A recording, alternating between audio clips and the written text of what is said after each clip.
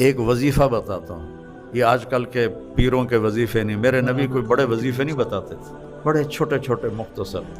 ایک صحابی نے عرض کی یا رسول اللہ رزق کی تنگی ہے، کوئی وظیفہ بتا دو۔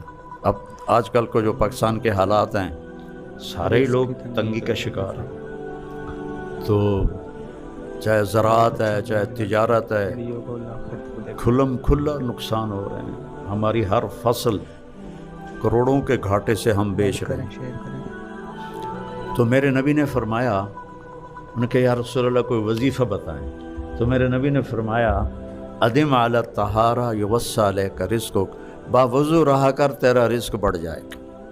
ایک لوٹا پانی ہے، ستارہ کیمیکل دی لوڑ ہی کوئی نہیں، ایک لوٹا پانی، باوضو رہو۔ اس کا ایک فائدہ اور ہوگا، آپ سے شیطان